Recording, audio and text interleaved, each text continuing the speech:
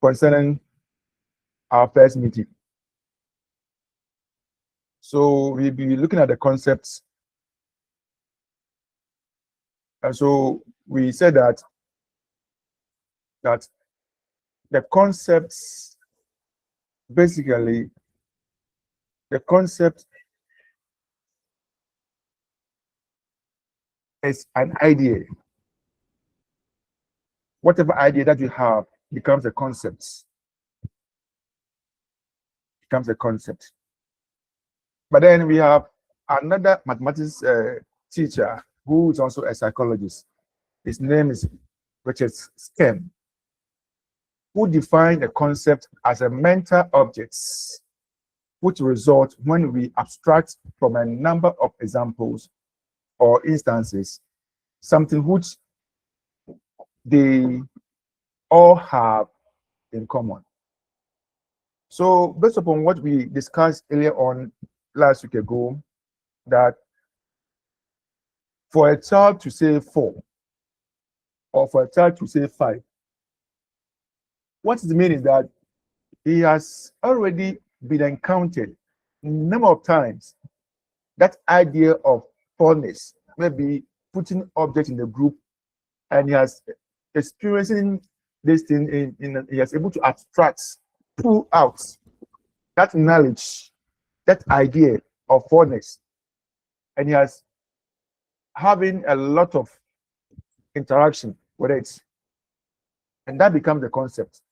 So today we are saying that a concept from the Richard Skem point of view as a mental object which result when we abstract from a number of examples, not just once, a number of examples or instances which they all have in common.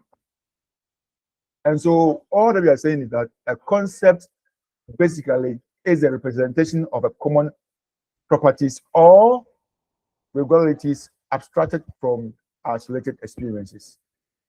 So I use, for example, if you want to talk about color red, you might be exposed to that color.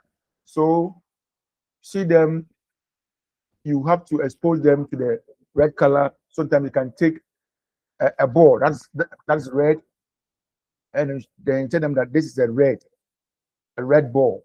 So red. Sometimes you may look at a counter that's red, because you want to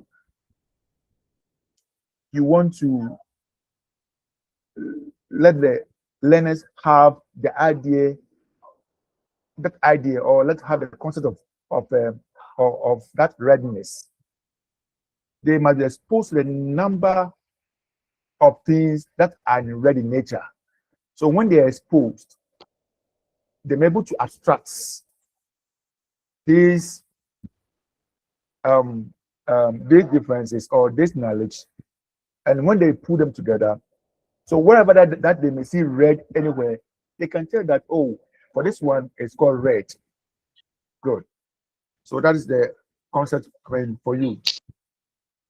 And then we also look at the primary and then the secondary concepts.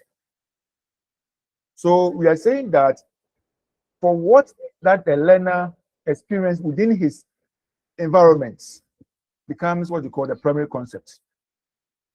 So for example, when you introduce colors, let's say red, blue, yellow. Hold on, please hold on. I'm coming. Be quiet.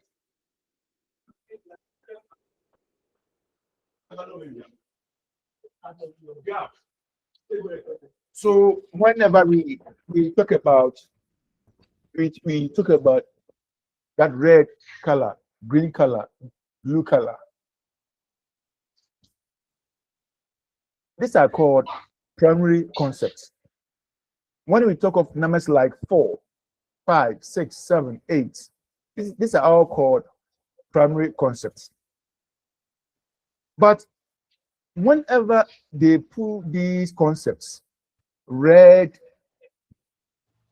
blue, green, and they can tell that these are all called colors, then the color becomes the secondary concept. It's just like whenever they can really associate 4, 5, 6, 7 as numbers, then that number becomes what you call secondary concepts.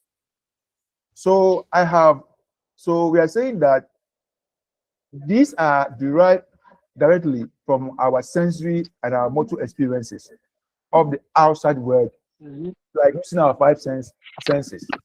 So what they see, what they feel, what they smell, what they taste, and when they hear, these things really informs them. They give them a lot of information within their environment. So as they interact, they may see red color, feeling.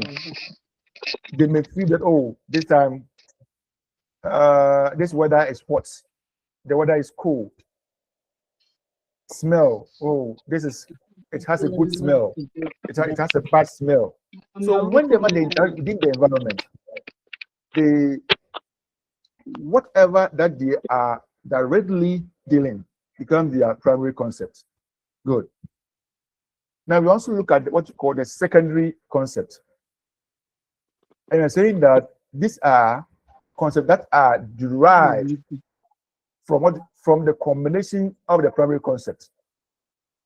Right? So like I have told you already, red,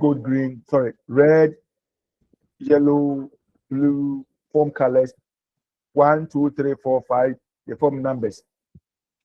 A, B, C, D form, they form what you call, that is the letters of the English alphabet. So all these things are put together to call secondary concept. So if you look at examples, we are saying that examples of the secondary concept are numbers, colors, shape. We can consider shape as the secondary concept because we have the various shapes. You can take over the trapezium, the kite, that's a triangle, the circle, the square. They all form part of the shape. Good. Then again, we can also say that multiplication and addition. Multiplication is a concept because it's being formed from that of the addition.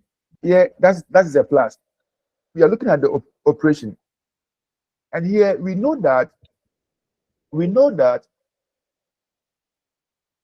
multiplication is addition is whenever addition is being repeated. So if a child is able to go through addition, that becomes the primary concept. But moving from addition to the multiplication, that becomes what they call the secondary concept because we all know that multiplication is the repeated addition. Is that clear? Good. Now let's this is just the recap of what we discussed last, but because we were not having a slide, so then from there we move on to the lower order and high order concept. Please, here, let me take my time to do the little bit explanation here. Lower order concept and high order concept. See, the two can be put to the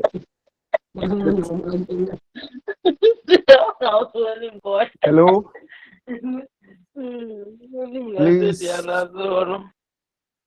Please mute your microphone. Just mute your mic. Okay. Madam, or better, please mute your microphone. Okay. Good. So here we are looking at lower order concept and higher order concept. Now listen to the tricks here.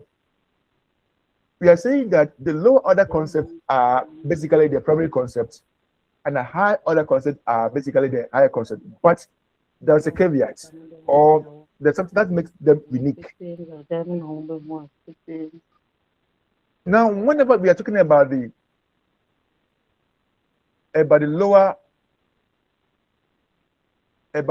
lower order concepts, they are the concepts that can be easily be seen, or they can be easily identified, right? So even though when we are talking about that is the primary and then the secondary concept, we said that color is the secondary concept, but red or green or blue or yellow is the primary concept. Okay, and we are also saying that primary concepts, just like the lower order concepts, but here all that we are saying is that when we are talking about the lower order concepts, is a concept that does not need much for you to detect that this is this or this is that. So, for example, whenever we're talking about the color can never be called higher order concept because it belongs to the secondary concept. So, color can be classified as the lower order concept because as soon as you mention color, it is easier for a child to identify that indeed we're talking about the color. So color and shape belongs to the lower order concepts. So we are saying that we are saying that here the concept attribute involves more stages of abstraction than the concept color and shape. So assuming that we are talking about attribute, let's say that the attribute of God, something that is not that, something that involves a lot of things or which have been put in place, things that have been put together. Whenever you're talking about that attribute, it involves a lot. So it might not be easy like that of the color and that of the shape. And hence, the term attribute can be considered as a higher order concept because that one involves a lot. When you say attribute, it's about what? So you must really explain what's meant by these attributes. But the attribute can when we go back to our basic level, when we learn about that is attribute of gods, we have the attribute of God where say God is merciful, God is kind, He is omniscient, omnipotent, Adonai, El Shaddai, Elohim. So these are the attributes. Here, this word attribute can be defined at just a certain angle. You can also have an attribute that can also be defined at certain angle. So whenever you mention attribute, it's not easy for you to identify that this attribute is this or that. And hence, it is considered as the high order concepts. Good. So all that we are saying is that the lower order concept describe the same relationship as more abstract and less abstract. More and less abstract. Okay, so sometimes you don't need a lot of information for you to understand some certain terminologies or some certain keywords. For example, if I say number, we all know that yes, we're talking about either it could be number 4, number 5, or number 6. If it's color, we all know that you can say that this is blue, red, green, or whatever. So It's less abstract. But anytime you're talking about the secondary concepts, they are the higher order concept than the primary concept. And so it's not all that confusing, but just that you need to get this. Primary concepts are lower order concept than the secondary concepts. So the secondary concepts like color, shapes are lower order concept than the concept attribute. And hence, that's why color, shape are considered as the lower order concepts. Because we know that color and shape are the secondary concepts. But in this context, once we are dealing with the lower order concept and higher order concept, the two are different. So shape and color belongs to the lower order concepts. Then we also look at what we term as the schema. So we say that when you say schema, for example, if a child, let's say your boy or your girl who's a baby, maybe has seen a dog before, a dog in the house, right? A dog, a live dog in the house. And then he sees a dog in that picture or a dog in the book. As soon as he sees a dog in the book, he may be able to identify that this is a dog. Why? Because of what you call because of the existing knowledge that he's already have,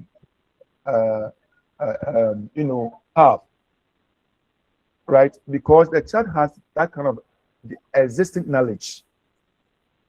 Assuming the child has seen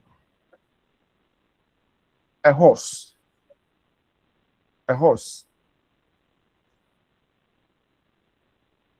before. No, let's say that, let me use the child has seen a cow. And then one day he comes out and he sees a horse.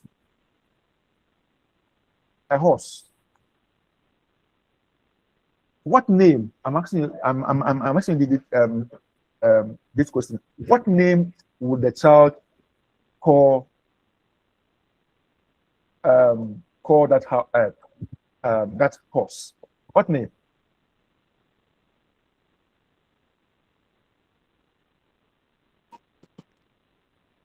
Hello.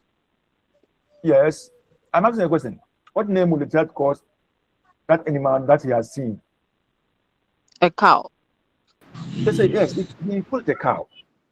Why? Why would the child call the horse that he has seen a cow? Because they resemble. They have some resemblance. Okay. Mm-hmm. Okay. So because here you see clearly that the child's own schema, he has what we call a cow schema in his mind.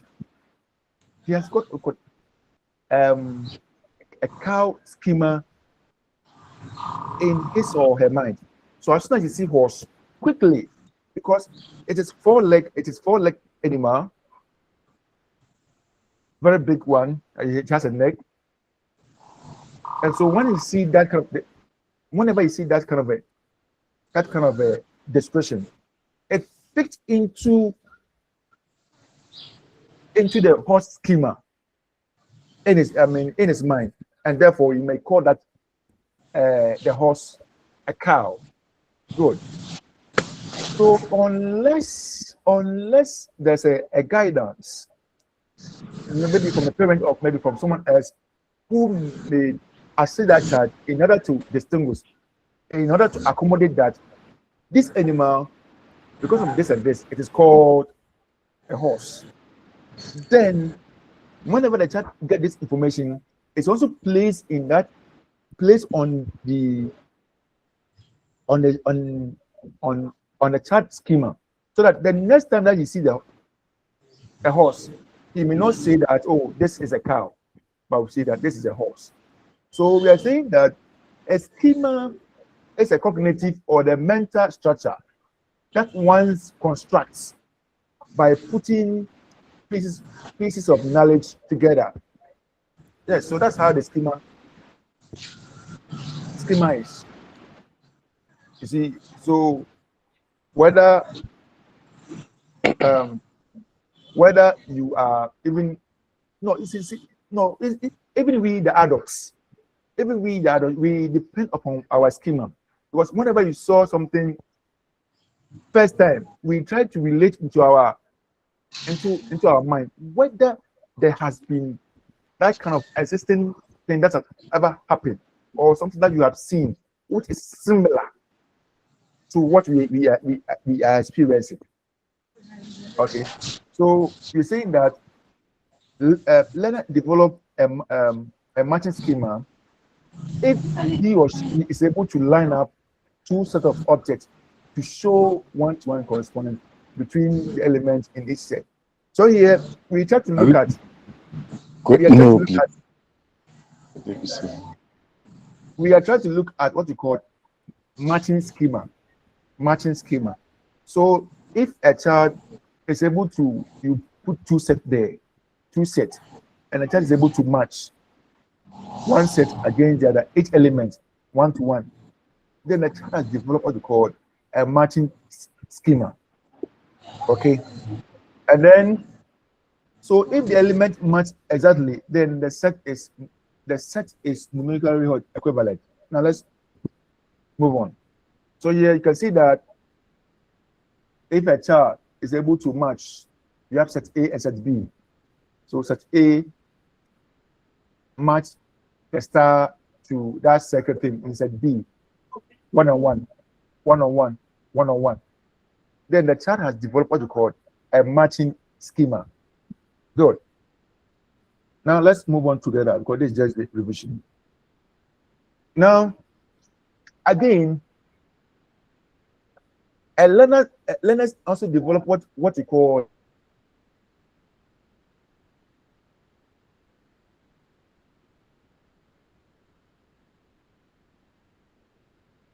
intuitive qualitative corresponding schema.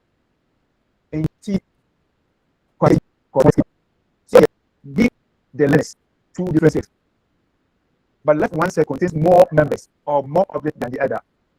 So here, the child does not need to count and know the number of the objects in each set.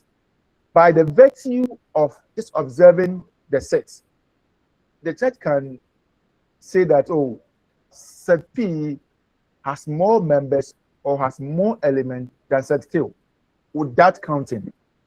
Okay, so if the child is able to do that, that means that that learner or that child has developed what we call intuitive qualitative corresponding schema. Good. Then we are looking at the functions of schema. Functions of schema. Functions of schema.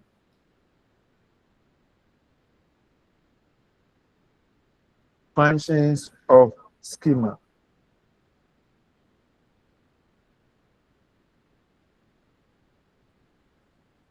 Functions of schema. So we are looking at one. We are looking at the integration of the existing knowledge. The integration of the existing knowledge. So we are saying that concepts can be interrelated, and mathematical concepts are the hierarchical in nature. So here, whenever you pick concepts are interrelated.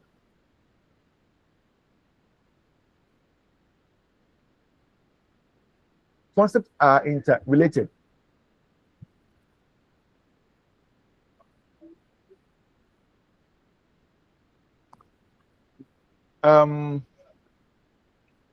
concepts are interrelated and can be, and also and it can also be seen, especially for mathematics. The concepts are also in the hierarchy form, or hierarchy in nature. This is because whenever you take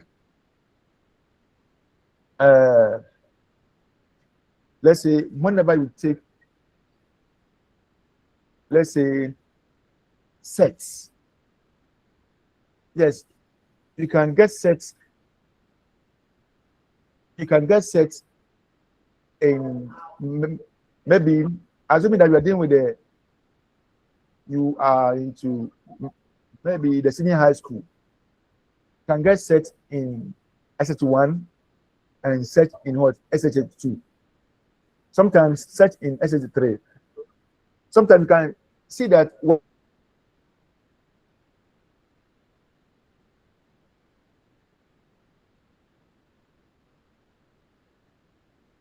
one topic can come to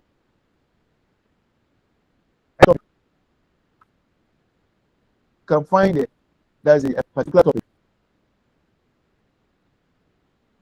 Please hold on, please. I'm coming.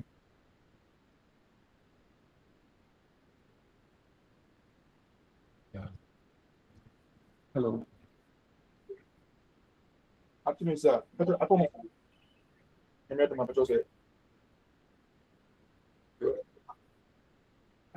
what you know about that? Okay, but massive.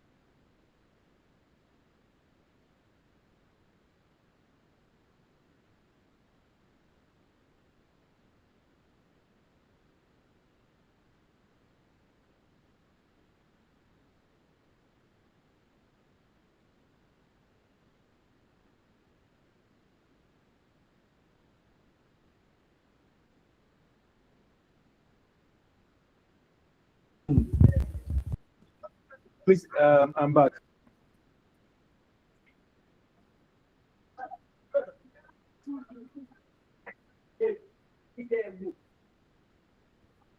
Okay, so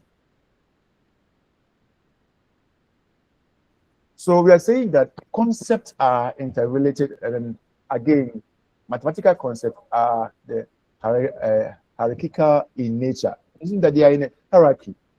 So when we are faced with mathematical problem, we begin to bring into focus all past experiences that can be integrated to solve that problem.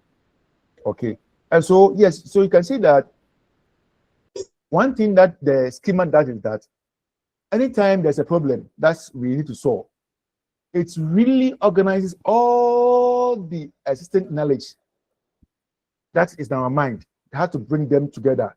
So assuming that you have learned a concept in this particular area, So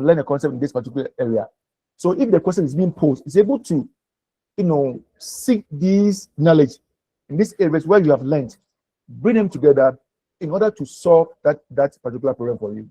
So we are saying that it helps in integrating the extent knowledge that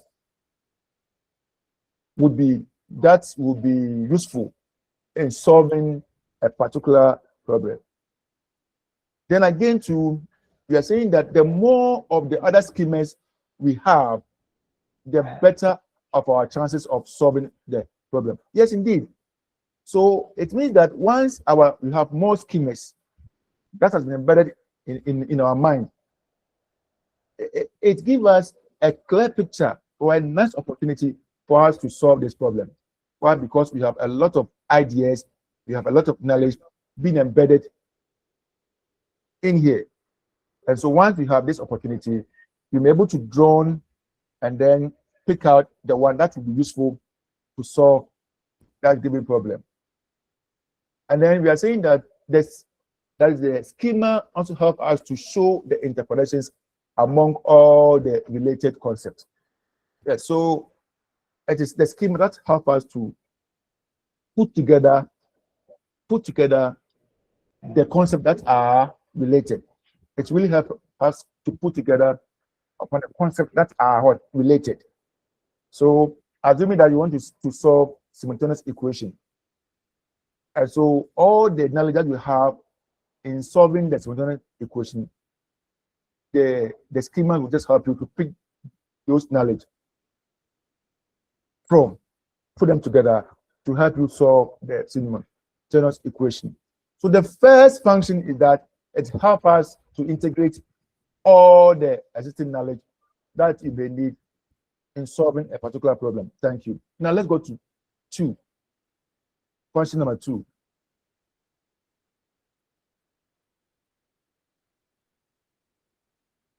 Then we're saying that a schema as a tool for further learning. Yes. A tool for further learning. So we are saying that our existing schemas are indispensable tools for the acquisition of further learning. Most new learning depends upon the fundamental previous ones. Okay. Yes, and so all that we are saying is that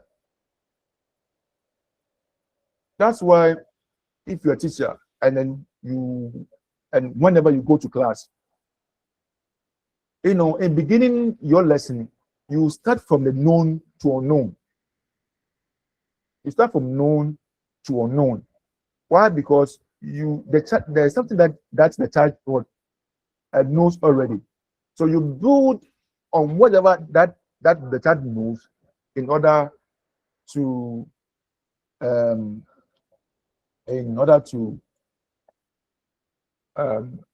start with your whatever that you wanted to teach.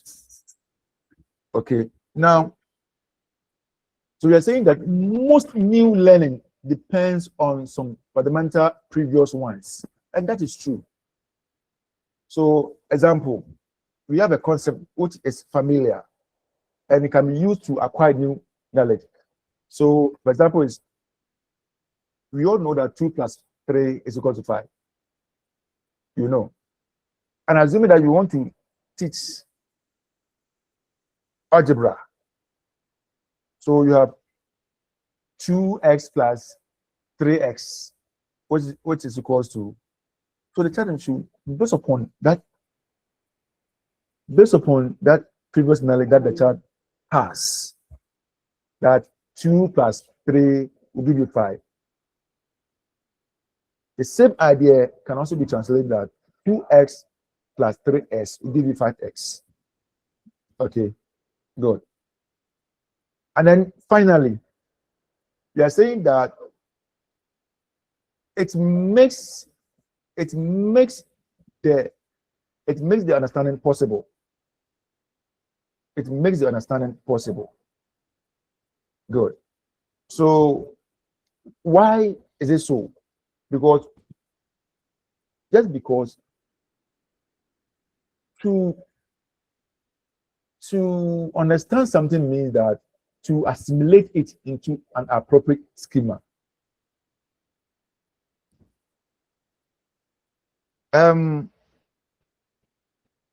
You have gone to class, you have taught, and then the children have understood you perfectly. Now, if they have understood you perfectly, it means that whatever that was taught, these students were able to assimilate it into the appropriate schema, so that whenever it comes for them to retrieve or record those facts, they can easily get it. Okay, so you are saying that it makes the understanding possible. Then again, after that, it's also formed the right connection between the new material and the existing schema. And then that's the truth.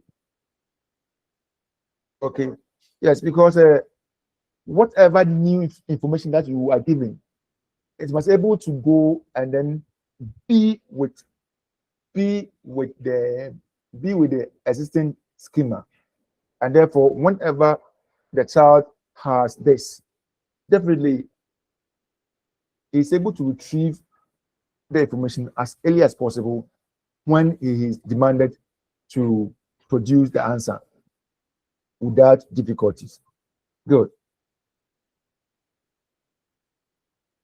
But let's look at how the cognitive adaptation, how it works. How it works. So we are looking at two different forms. One, we'll be looking at what we call assimilation, and two, accommodation. Assimilation and accommodation. So we'll be looking at what this was being done by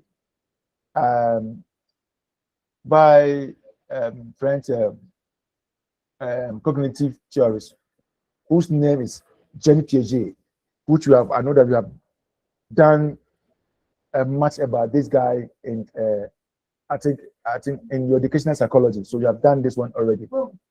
So there's no need for me to speak about Jean Piaget. You know him already. Now let's talk about assimilation. Assimilation is the cognitive process of incorporating new information into an existing mental schema without changing the core structure of those schemas. And so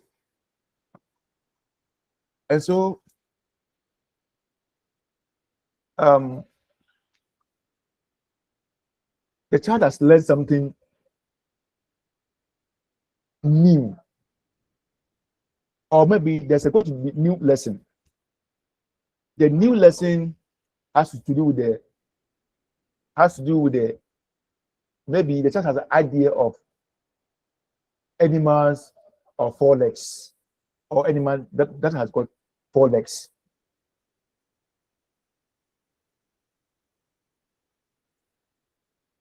And so the child can mention dog, maybe cats. Then you want to add more. Maybe you are now dealing with goats. You are dealing with, let's say, rats, grass cutter.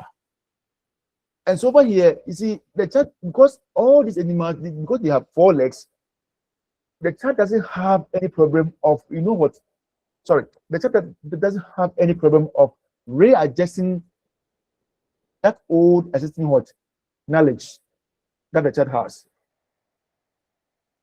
Because already he has already that 4-legged animal, that schema in his mind. So therefore, the child will not find difficult in order to readjust himself or herself in order to get this new, because of course you are adding animals that have 4 legs. So if you have mentioned grass cutter, if you have mentioned goats, if you have mentioned if you have mentioned sheep, cattle, these are the 4-leg animal. So grass cutter and other stuff will not be a challenge because you are dealing with 4-leg animals. So yeah, the child will be able to assimilate the information without changing that old, and I say changing what you call that existing mental schema in order to absorb the new lesson. Good. So we are saying that the assimilation of a schema occurs when one existing cognitive structure requires no, or let's say modification, to include new idea. So that's what I was talking about. Good. So I'm done with the assimilation. Let's come to the accommodation. Now, the child knows four-legged animals or four-legged animal. Okay, let me use mathematics. Let's talk about this animal thing. Let's talk about mathematics.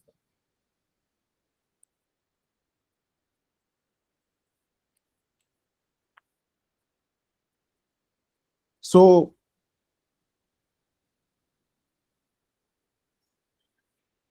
you are talking about sets.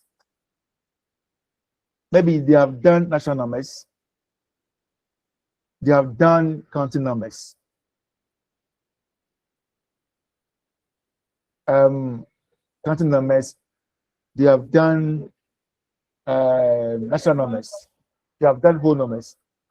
They have done integer.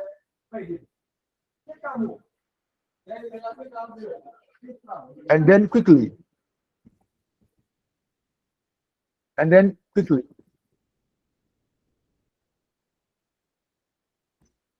you move from the set, maybe to set, that is SURD. I don't know if you can see the difference. Set and set. One is SET as sets. Whenever you classify objects into groups, that is sets. Then the other one is SURD, SURD. When you are dealing with the radical symbol, that square root thing. Have you seen the differences?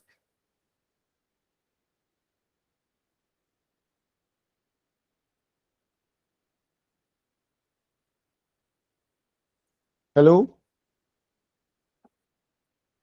Hello. Please, we are listening. Can you hear me? Yes, please. Yes, sir.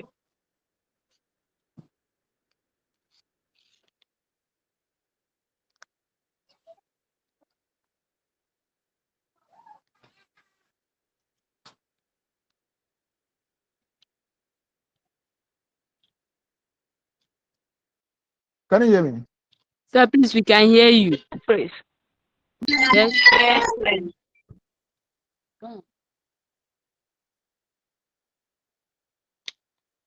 Okay. So I asked you that I was giving illustration concerning sets and set. Let me give you this.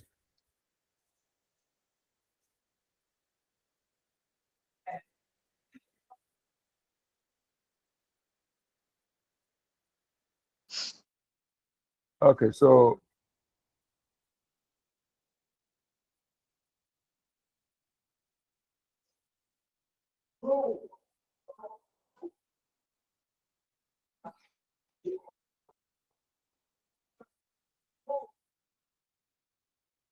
I need a space to.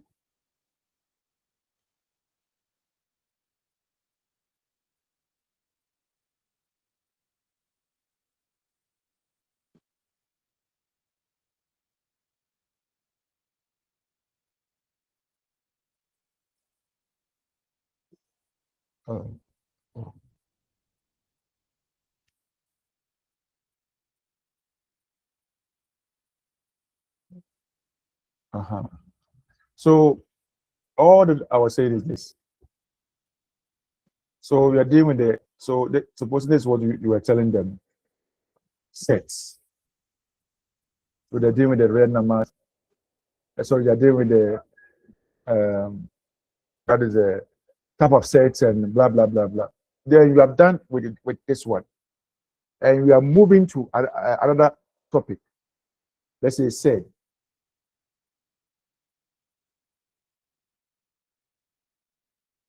Right now, Yes. because there are two concepts. The child over here what has to do is to modify or create a new schema in order to incorporate information that does not fit. Because over here, he doesn't have any schema that should be able to rely on in order to understand the new one. So what he has to do is to modifying or creating a new schema just to accommodate that information, just to accommodate that information he or she doesn't have. That is what we mean by the accommodation.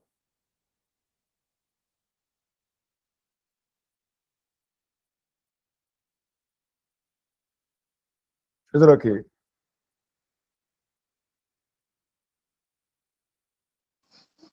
Yes, sir. Okay, thank you.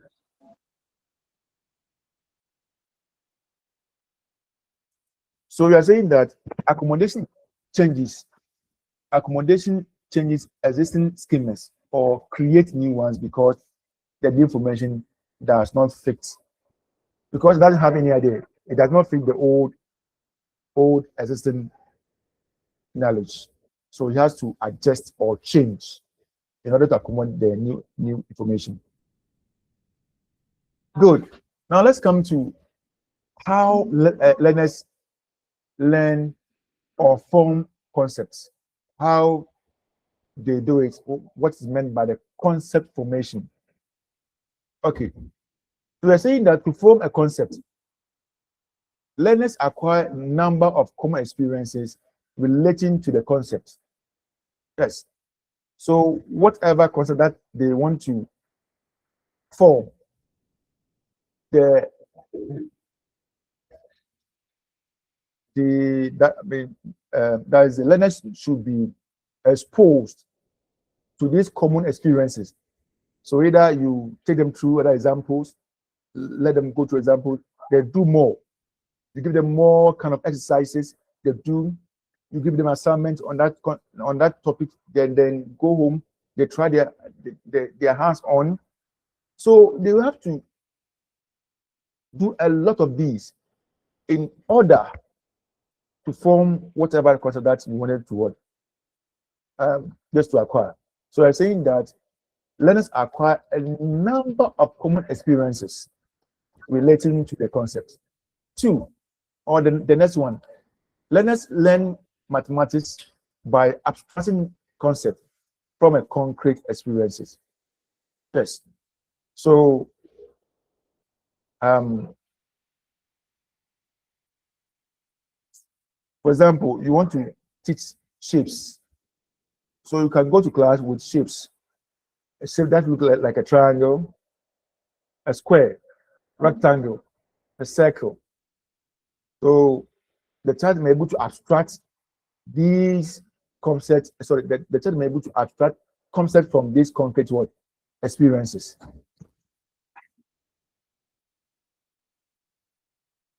Now we are saying that concept formation has to happen in the learner's own mind. Then teacher cannot do it for him or her. Is that true? Is that true? Is that true that the concept formation has to happen in the learner's own mind, and therefore, as we are teachers, we cannot do it for him or her. Is that true? Yes, Yes, sir. please. Yes, okay, so let me ask you this. So if it is true, then what should be your role as a teacher? What should be your role? Because you cannot form that concept for that child that you want to help, a child that you want to assist. You cannot form that concept for him.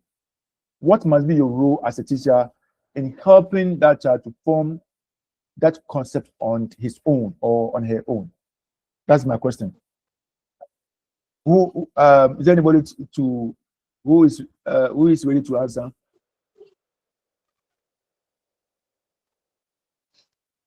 Yeah, hello. Yes. So, as a teacher, we can help learners by introducing them to the right materials and Okay. the right environment to be able to Very good. develop the concepts. Very good. Very good. So I love when you mention of the right environment or the right material. Yes. So all that you have to do as a teacher is to create enabling environment. Okay. Create enabling environment for the child himself or herself in order to interact with his or her own environment. Whenever it happens, then the child will be able to form whatever concept that is forming its schema in his mind or in her mind.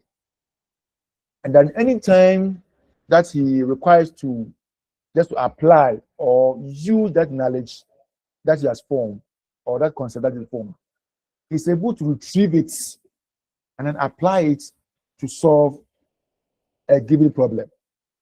So as a teacher, you should be able to create an enabling environment. Okay, so you are saying that this is what I have here. Once you cannot form a concept for the child, as a teacher, you have a responsibility, and that is your role is to create an enabling environment by providing one, that is the experiences. Two, scaffolding. When you say scaffolding, I mean folding, it means that you have to you as a teacher, you are serving as a guide. Okay, you are a facilitator as a guide. So whatever, you must clear all the bottlenecks. The child that who is there, you must support by bringing everything that the child needs for him to succeed. You must provide. So you must provide all the scaffolding and then the thinking processes necessary for the child to construct that understanding. It's your responsibility. So as a teacher, we are not only to go to class just to teach and then go away. No, but we have to make an impact whereby the child himself would really enjoy the learning and the learning will become a permanent. Good. Now let's move on.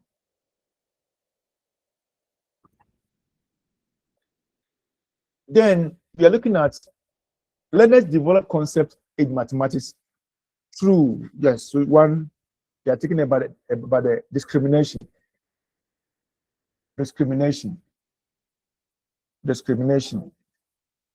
So we are looking at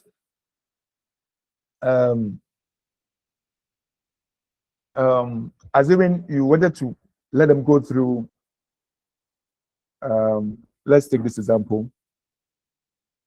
You want to let them go through quadrilaterals. You see, quadrilaterals are four-sided figure. We can talk about the that's the rhombus. We can talk about kites. We can talk about the parallelogram. We can talk about square. We can talk about the that's the rectangle. Now, among these objects, you can bring any other object that does not look like any of these shapes. So you can bring triangle in, you can bring circle, you can bring pentagon, you can bring hexagon, you can bring pentagon. So for them to at least for them to discriminate or differentiate that this is four-sided shape and this is not four-sided shape. Okay, so as they do that, they are developing the concepts. Good. Then two, when we're talking about the similarities and the differences. So if by the end of the day, the child is able to distinguish or show or clearly show the similarities and the differences of whatever that is dealing with. It's also forming a concept. Then 3, abstraction. If the child can pull, especially if there's anything that the child has been interacting. So, for example, you have given him something to just to play with, or you can give him some kind of material, maybe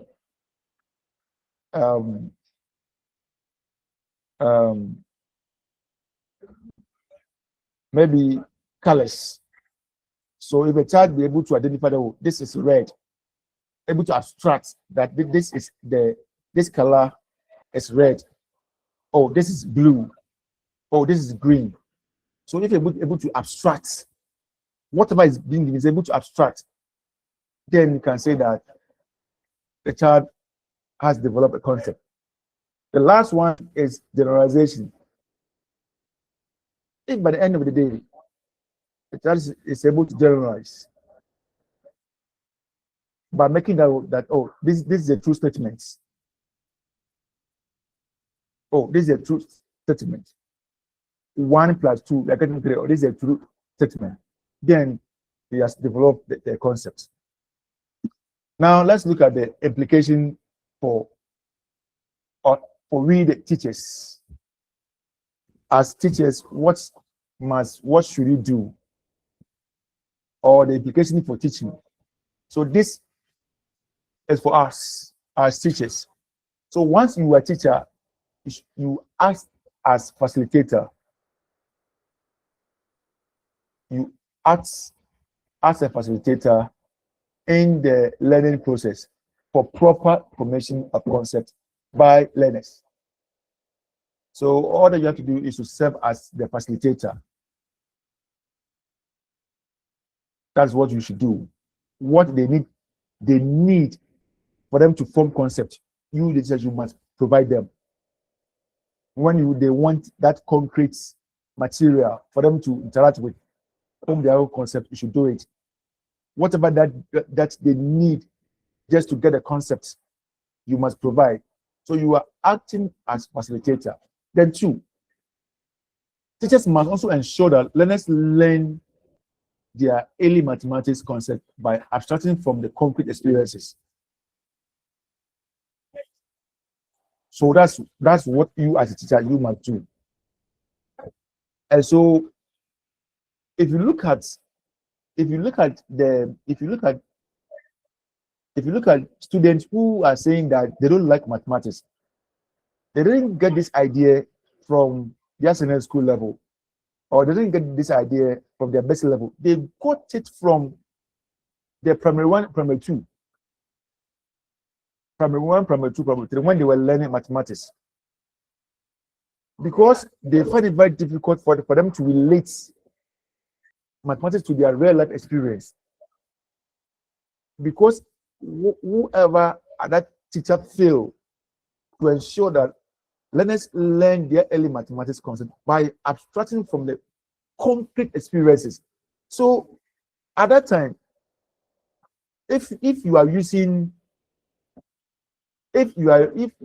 using concrete material or objects to handle mathematics, and everything is that abstract, trust me, you have killed that interest in mathematics for that child for the rest of his life or of her life. Because at that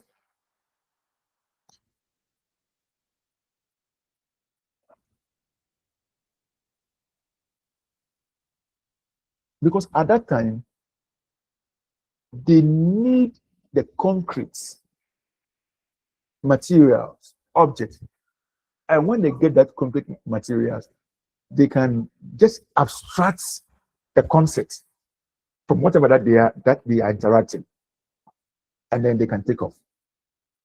Okay, so let's move on. Please, any question? So I think that's where we ended.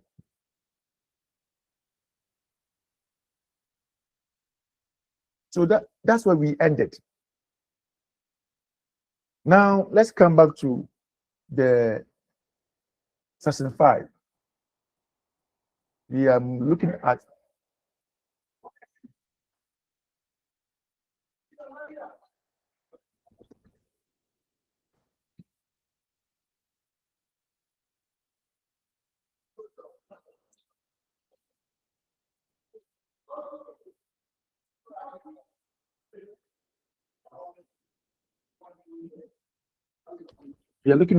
what you call, that is the behaviorist view of learning.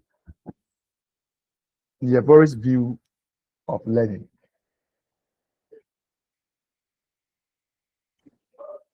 You see, learning nature, if we consider learning, is really complex in nature. And there's a lot of things that that that happen within the mind. And so we have a lot of views. So here we consider just two of them. So we are looking at what you call the behaviorist view of learning. Behaviorist view of learning. So let's see how they view learning.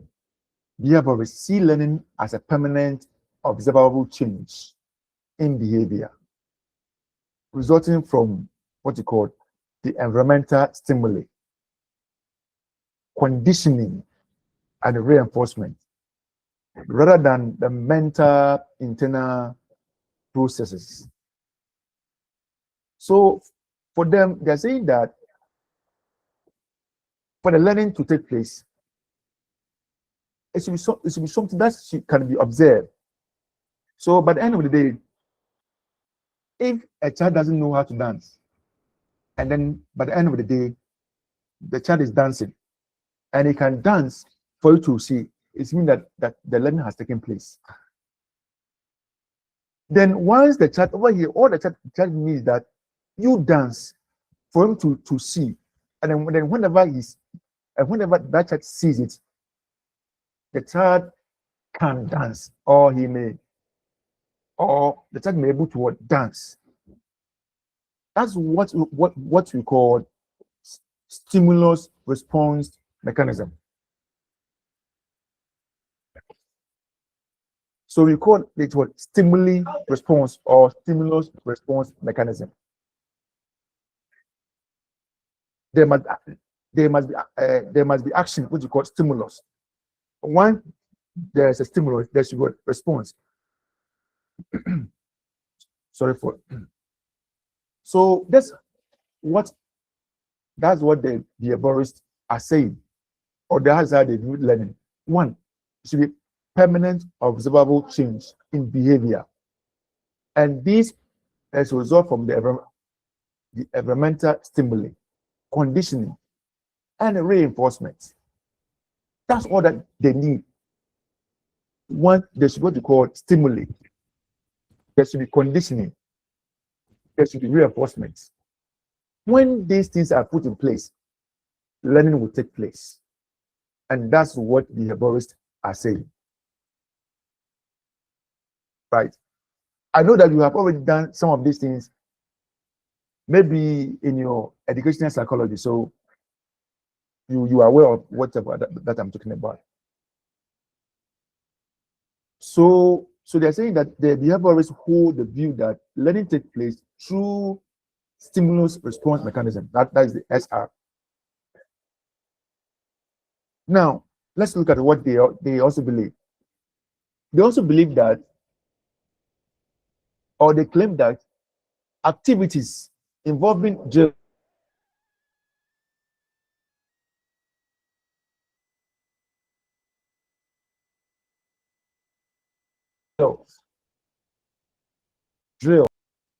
and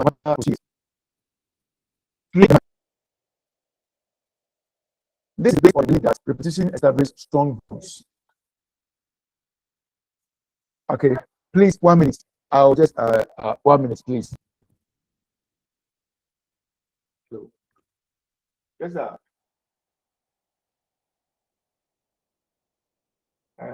But okay, na mo desa wa ka meeting.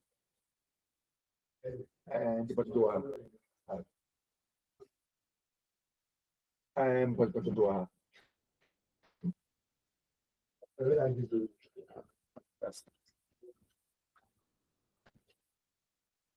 Okay. Sorry for the distraction. So for them, they say that the child doesn't need to be old enough for you to teach a particular concept. You just give him drill, and then it is true.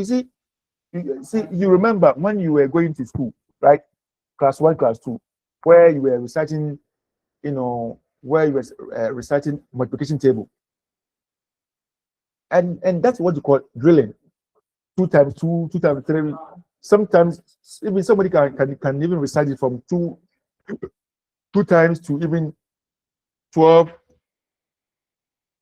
12 times 12, something can do it because of the constant practice. And that's what the behaviorists are saying.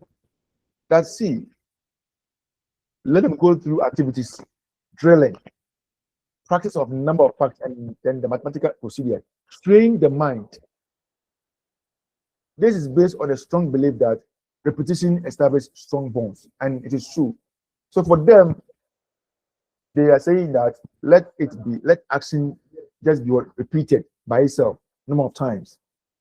So when the actions have been repeated the number of times, then the concepts are also what are also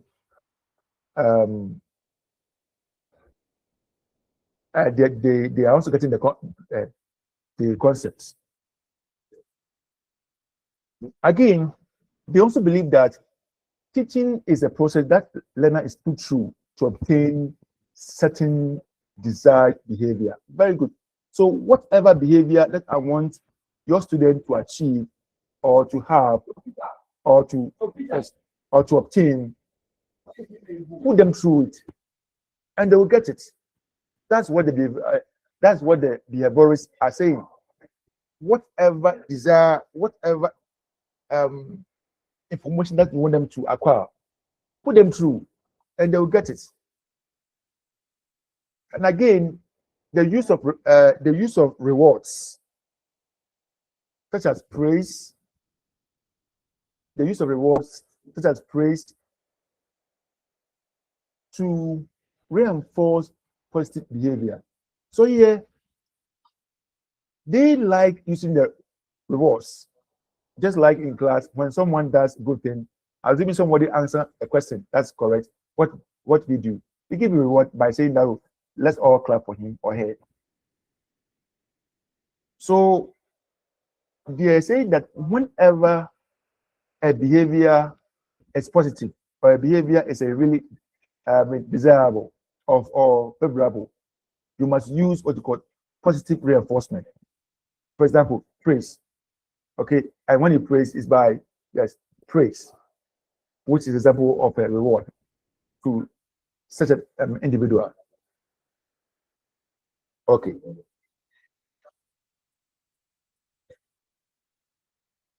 Then the use of negative reinforcement, punishment such as removing privileges to decrease negative behavior. So assuming that if there's a behavior that you don't like, what you have to do is to use the negative reinforcement. And punishment, not necessarily to use cane, no, but sometimes you may get something that the child enjoys most, or certain privileges that the child likes. Okay, take away or remove that privilege from that child. And in order to minimize that behavior that the child is going through. Then again, they're saying that behaviorists hold the view that learner's mind is empty That's how they hold their view, that the learner's mind is empty, which is called tabula rasa, which must be filled by teachers. So that's their view. Their view that the child brain is empty. So it's your responsibility as a teacher to fill it. And so if that's the case, then teachers can change the behavior of a learner by reinforcing the desired behavior. That's what they are saying. And so teachers should break down lessons into small and measurable tasks. They're saying that you can even bring concept that is taught at the university down to the primary level. Why? Because if you're able to break down the lesson into small and measurable tasks, the child at that basic level can learn that concept. That is their concept. That's their concept. And I love this concept. And let's agree this. The key theorists are Ivan Pavlov, B.F. Skinner, John B. Watts, and Edward Thorndike. So these are the adherents of the behaviorist view of learning. Any question?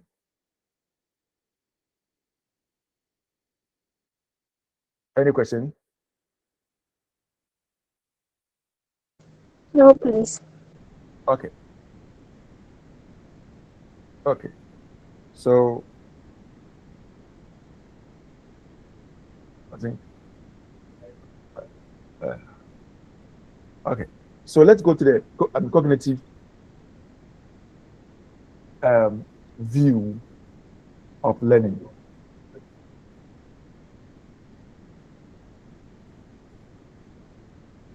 Let's go to cognitive view of learning.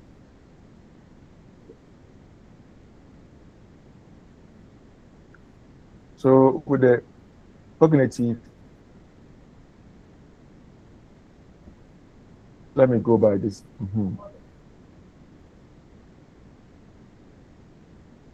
So with the cognitive, good. So with the cognitive, the cognitive and there's a behaviorist, they have two distinct, or they have a sharp contrast opinion. As for the cognitive, they are saying that whatever happens in the child learning process, the child has to go through what we call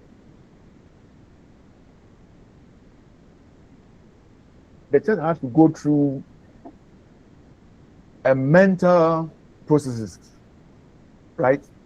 And so the child must have a brain that is able to develop in order to absorb whatever material that is being given. So you cannot say that the child can be taught at any time, any day. No. Whatever material that is being taught, you must measure the child mind for him to believe that, or say that the child is able to contain that given material.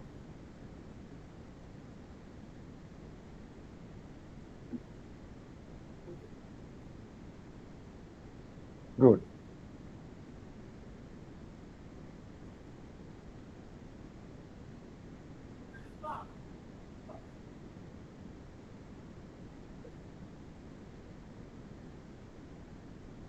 Yes, so if you look at the cognitive, if you look at the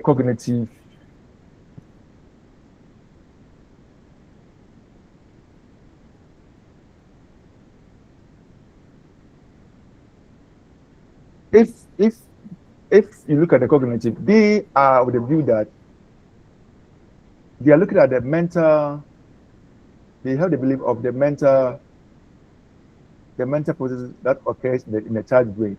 So they are looking at this. So it's not anything that can be that a child should be able to learn. Child should be able to learn certain concepts from time to time. We are looking at the mental development of that child. Okay, so the two theories have a contrast view as far as of the learning is concerned. And so let's look at the proponent of this theory. We have Jean Piaget, we have the Richard Skem, we have the Zoltan Daines, and we have Jeremy Benner. So they proposed this level of the concept, which had to do with the intellectual understanding of this individual, and they believe that there should be what you call the developmental stages in the ability of the learner to think logically, right? So based upon his age, every age would assist the child to think logically. So the work that is given to the class 6 child can never be given to the class 1 child because of their level of their intellectuals. Yeah, it is different. Okay. Now, based upon that's the cognitive theory, then we were able to get what you call constructivism. Yeah, whenever you mention of the constructivism,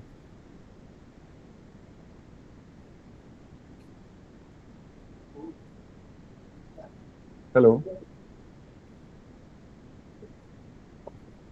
please, hello, please, a minute.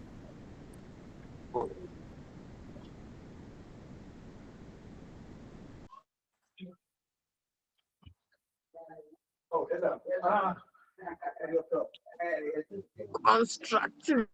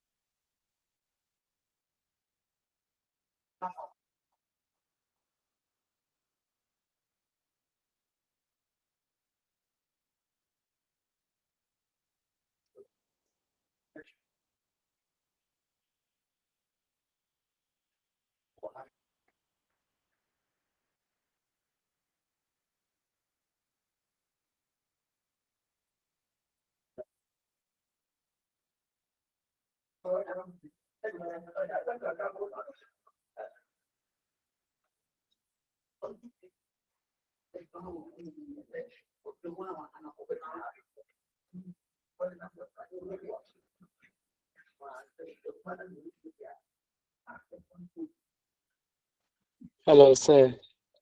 Okay.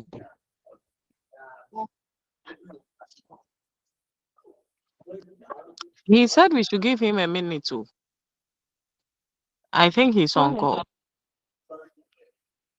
Okay. We have another class to attend. That's why.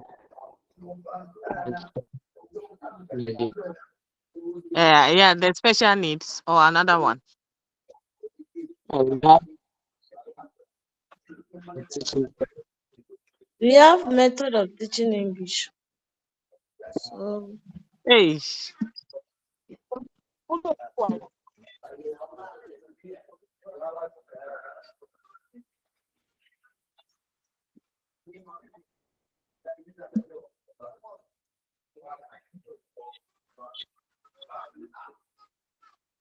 Okay, methods of teaching English. Yeah. But why is 3 it to posted in 5. the special needs class platform? Maybe they are also offering the same course. Okay.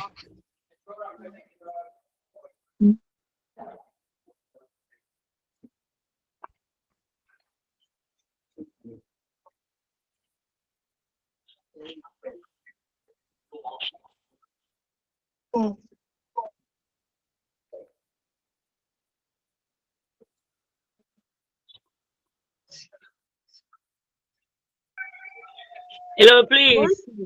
Is anyone having a method for teaching primary mathematics? If the person has issue, show it to us because our module that they give it to us is different from what the teacher is teaching. So if you have that textbook, you can please show it to us for us to see and search for some, please. We don't have the textbook. Just look for the model. That is all. Then look for the code in the model. We don't have the textbook. That's Okay. So go to Okay. where the links are. Then you can find the model. Just check the code. When you see the code. Please, they are recording the call, please.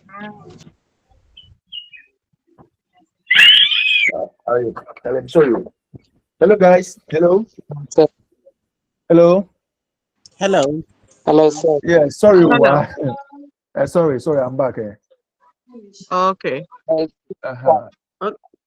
We have another Sir. class.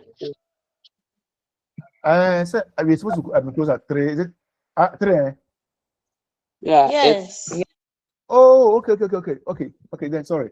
Then please, what we are left is what we call constructivism, and that one was also created or crafted by the cognitive activists. Okay, and all that they are saying is that whenever we are talking about the constructivism, it rests on the belief that the child constructs its own meaning from their experiences. Okay, so rather than being receiver of the information, so that's what the PD put it. Okay, so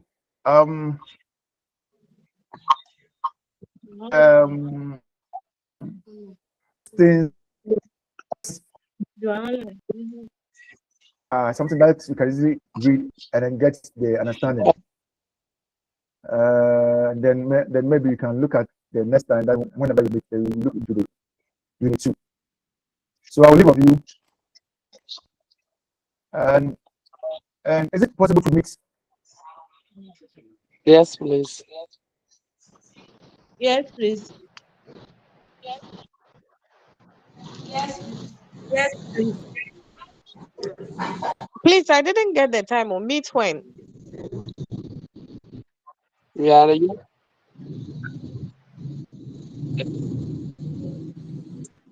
Hello. Apart from Friday, what other day can you get? Let's take Tuesday out because Tuesdays I'm meeting some students. So apart from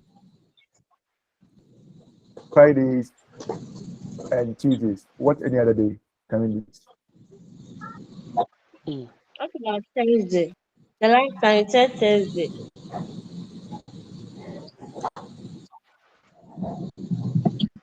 Yeah. Thursday. Yes. Okay, so Thursday, right? Yes. Thursday, what time? Thursday, what time? 7 to 9. Okay. Hey, Yeah. 7 to 9. Over. Okay. Please, 9 is the AM or Thursday, 7 to PM. 9. No, it's 9 AM or PM. It can never be AM. It's PM. It's So PM, 9 is not AM. PM. It's Yes. Hey, the 9 is too far. Hey, yeah, but do.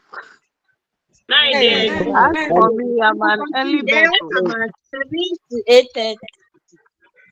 Yes. I think that one is Can you do it? Can you do it 7 to 8:30? 7 to 8:30. Can you do it 7 to 8:30 Thursday? Yes. Yes. Okay. Is it a deal? Yes. Yes, sir. Okay. So please, do you have a WhatsApp platform?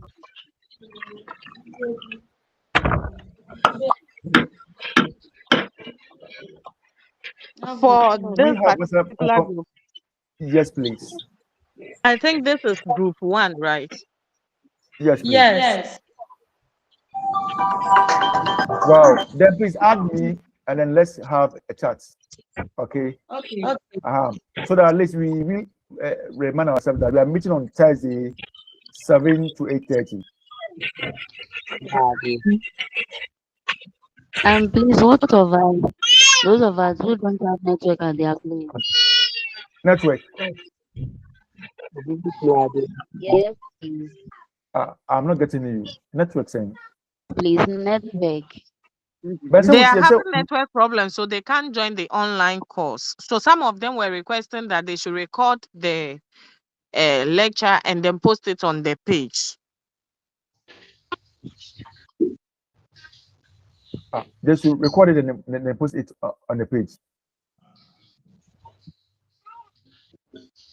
Normally, this one is being done by code. Okay, the distance College of Education who can Do the recording. yes, who can do the recording.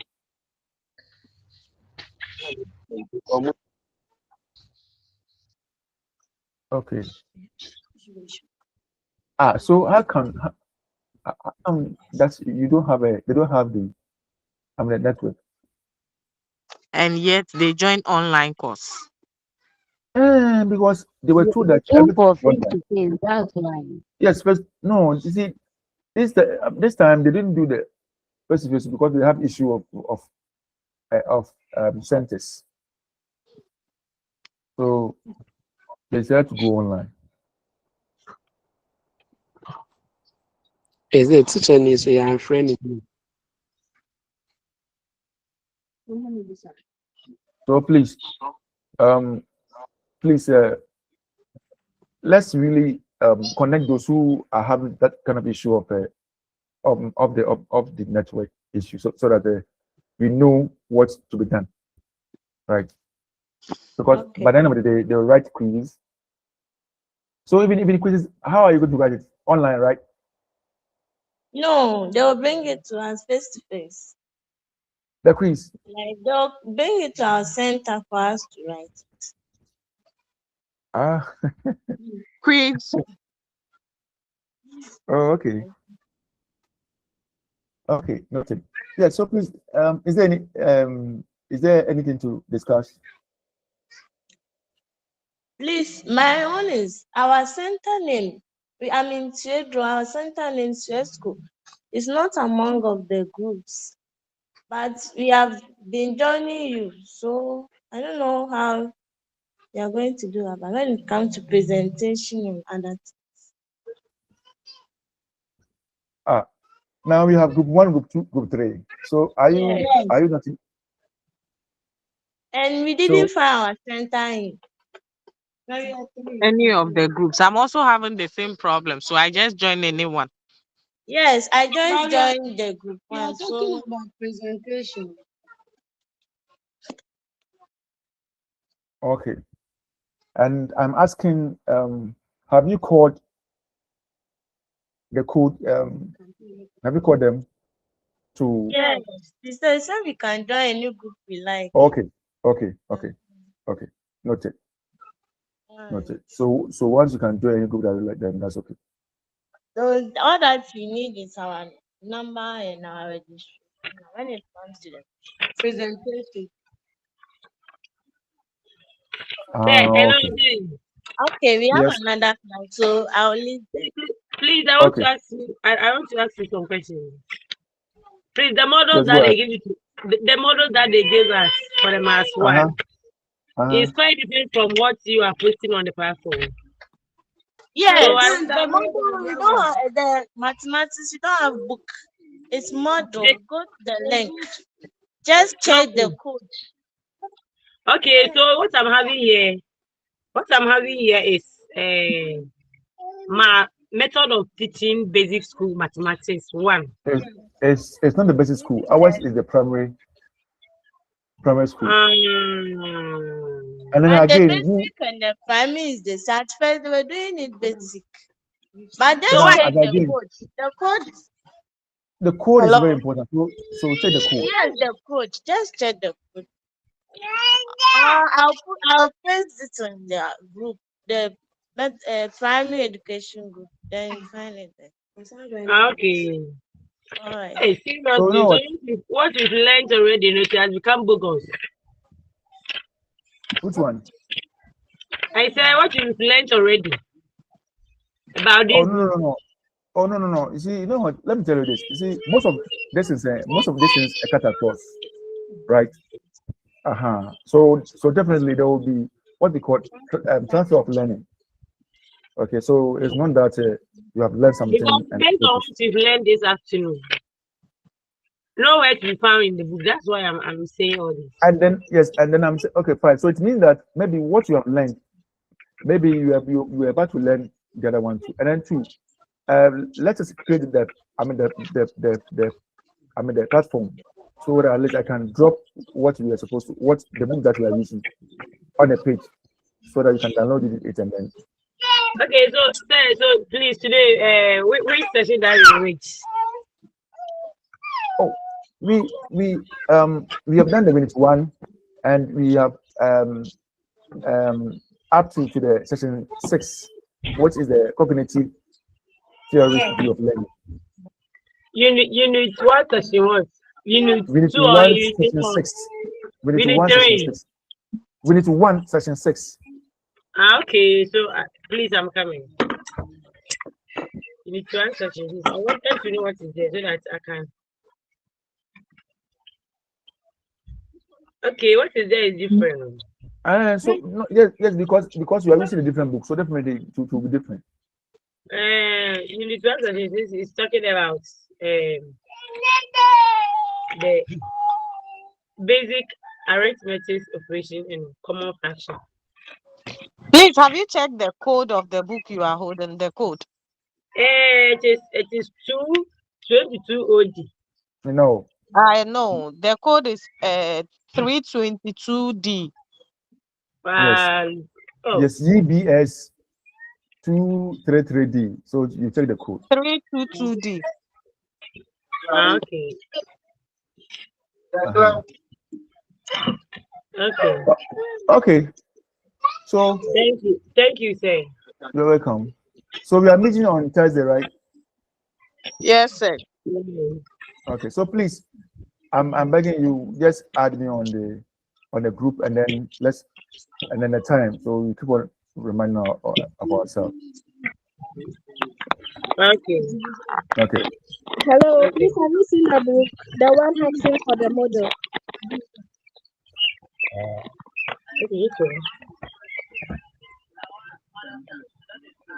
Okay.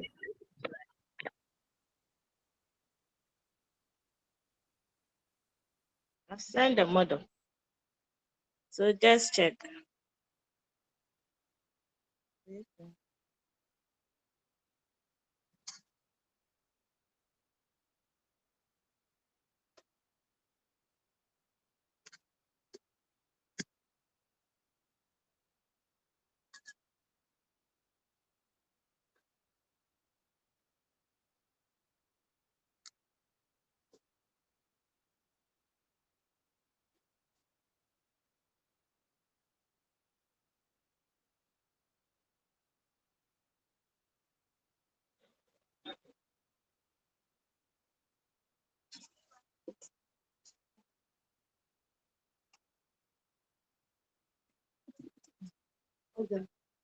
Mhm.